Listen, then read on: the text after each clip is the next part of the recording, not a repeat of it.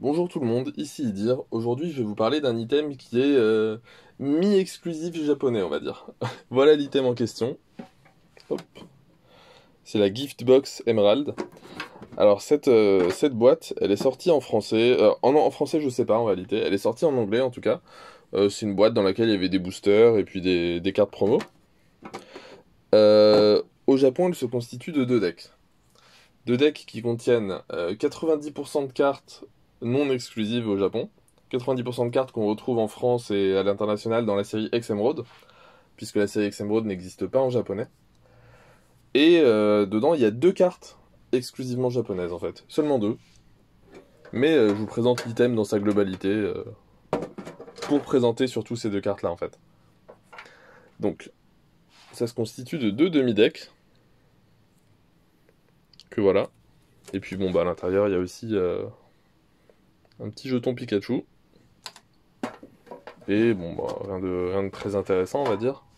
Des marqueurs de dégâts, des tapis, et puis un petit bouquin. Enfin, un petit bouquin. C'est un grand mot. Voilà. Mais ce qui va nous intéresser, c'est les deux decks en question. Donc, je vais vous les présenter. Tout ça, c'est des illustrations qui sont connues, donc, qui sont des illustrations de X Emerald. Enfin, qu'on retrouve dans X Emerald. On remarque d'ailleurs que c'est... pour chaque type, c'est un seul illustrateur qui a tout fait. Donc là... Bah non, je dis n'importe quoi. Non, non, absolument pas. C'est par famille, peut-être. C'est peut-être par famille, oui, plutôt, parce que regardez.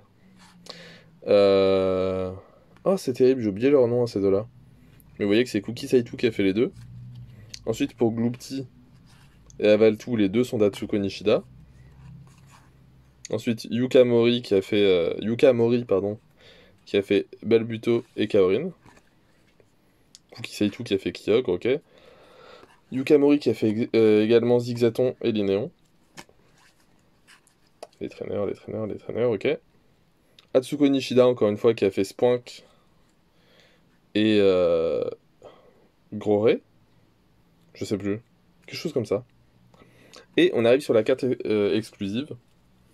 La carte exclusive à ce deck, c'est un Deoxys X, de Mitsuhiro Arita d'ailleurs, qui n'est pas holographique. C'est une X qui n'est pas holographique. Et derrière, on a une X holographique, un Deoxys X aussi, de Mitsuhiro Arita aussi, pardon, qu'on retrouve dans X Emerald.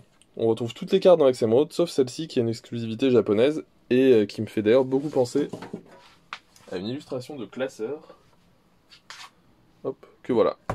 D'Arita aussi. Vous voyez qu'on est un peu sur le même type de pose.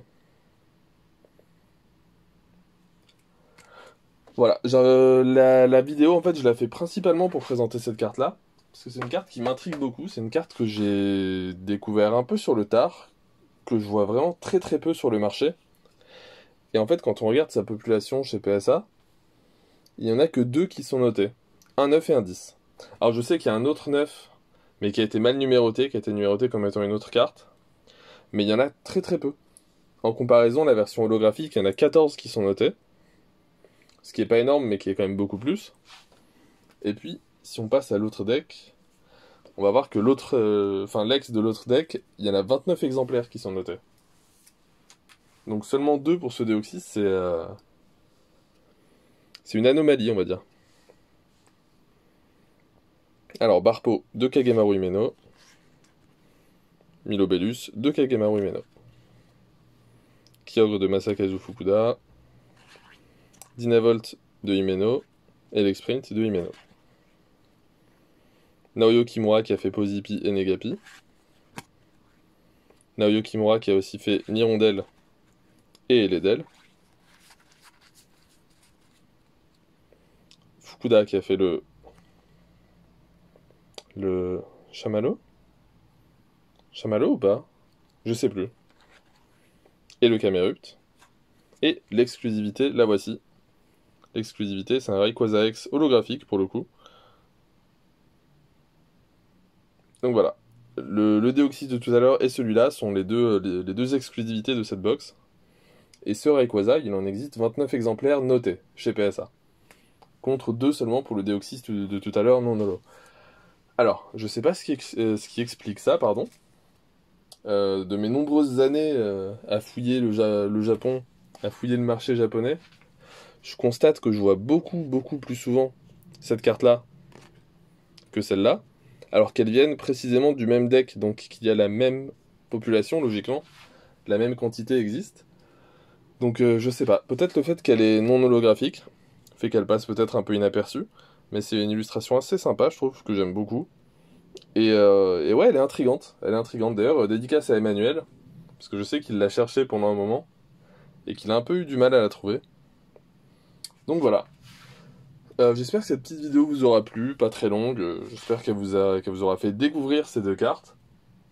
Si c'est le cas, n'hésitez pas à mettre un pouce bleu, voilà, tout ce que vous voulez. Et sur ce, je vous laisse. Au revoir.